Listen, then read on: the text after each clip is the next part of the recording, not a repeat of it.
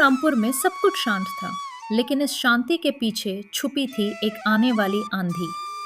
रघुनाथ एक ईमानदार किसान था, मेहनत उसकी पहचान थी, लेकिन किस्मत कभी कभी उसका साथ नहीं देती थी। सावित्री, इस बार फसल अच्छी नहीं हुई, पानी कम पड़ा। अगर अगले महीने तक पैसा अरेंज नहीं हुआ तो लाला श्यामलाल हमारी जमीन ले लेगा। भगवान पर भरोसा रखो जी, और अर्जुन भी तो है ना, वो कुछ ना कुछ जरूर करेगा। 3 साल पहले रघुनाथ ने लाला श्यामलाल से 50,000 रुपए का कर्ज लिया था। ब्याज इतना बढ़ गया था कि अब रकम 1 लाख के करीब पहुंच चुकी थी। रघुनाथ जी, महीना खत्म होने वाला है, पैसा नहीं दिया तो जमीन का कागज साइन करवा लूंगा। ये लाला कुछ ज्यादा ही चलक लगता है, पर मैं भी देख लूंगा। अर्जुन सिर्फ 15 साल का था, लेकिन उसका दिमाग तीर की तरह तेज था।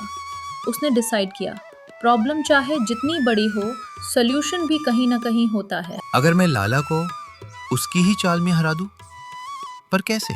2 दिन बाद लाला ने सबके सामने एक शर्त रखी।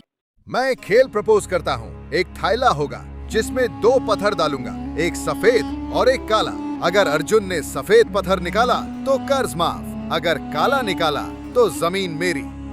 भैया मत करो, मुझे डर लग रहा है। डरने की जरूरत नहीं मीरा, सच और बुद्धि साथ हो तो डर खुद भाग जाता है। लेकिन अर्जुन ने देखा, लाला ने दोनों पत्थर काले डाले थे।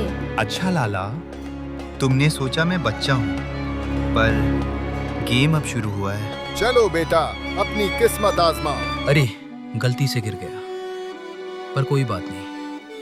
अब थैली में जो पत्थर बच्चा है उससे पता चल जाएगा मैंने कौन सा उठाया था। थैली में जो पत्थर बच्चा वो काला था, मतलब अर्जुन ने सफेद उठाया होगा। वाह अर्जुन, कर्ज माफ। लाला बेइज्जती से वहां से चला गया। हार सबको दर्द देती है, लेकिन कुछ लोग हार से सीखते हैं और कुछ लोग हार का बदला लेने की कसम खा लेते हैं। लाला श्यामलाल दूसरी कैटेगरी का आदमी था। एक छोटा सा लड़का मुझे सबके सामने हरा गया। नहीं, ये बेइज्जती मैं कभी नहीं भूलूंगा। उसके दिमाग में एक नई चाल पक रही थी, और इस बार निशाना सिर्फ पैसा नहीं, अर्जुन की इज्जत थी।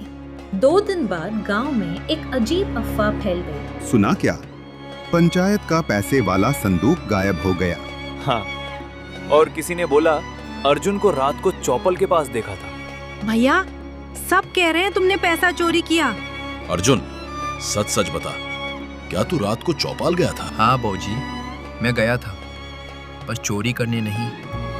मैं बस राम काका से किताब लेने गया था। मुझे अपने बेटे पर भरोसा है, पर गांव वाले क्या कहेंगे? कभी कभी सबसे बड़ा बोझ इल्जाम का होता है, जो बिना सबूत के भी इंसान को झुकाने लगता है। ये सब लाला की चाल लग रही है, पर प्रूफ कैसे लो?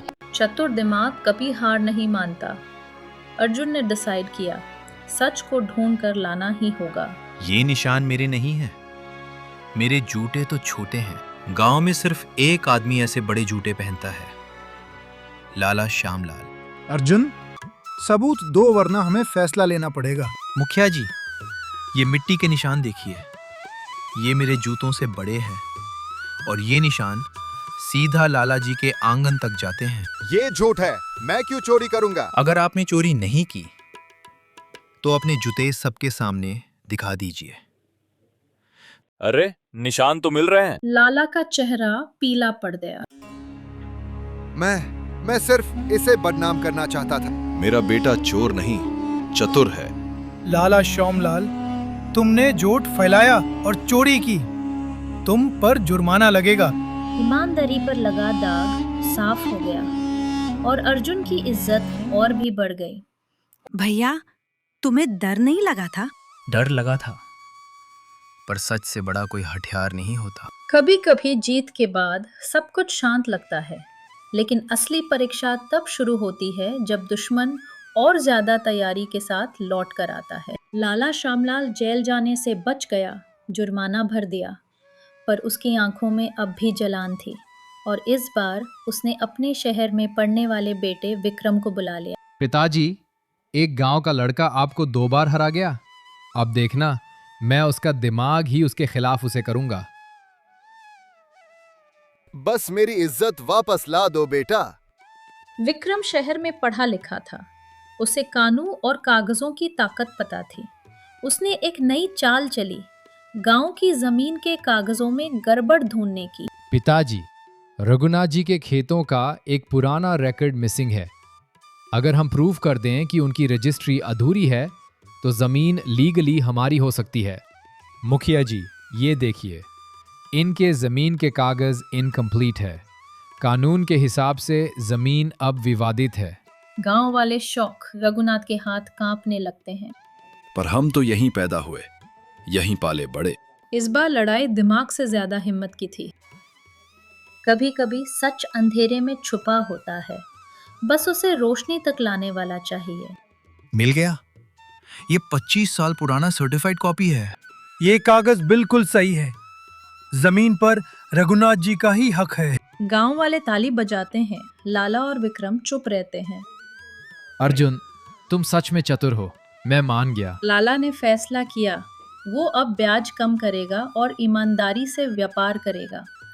विक्रम ने गांव में एक छोटा लाइब्रेरी खोलने का आइडिया दिया। बुद्धि, ईमानदारी और हिम्मत, इन तीनों का संगम इंसान को अजय बना देता है। दुश्मनी से गांव टूटता है, लेकिन समझदारी से गांव जुड़ता है। जीत वही सच्ची होती है जो सबको साथ लेकर आए। Thanks for watching video.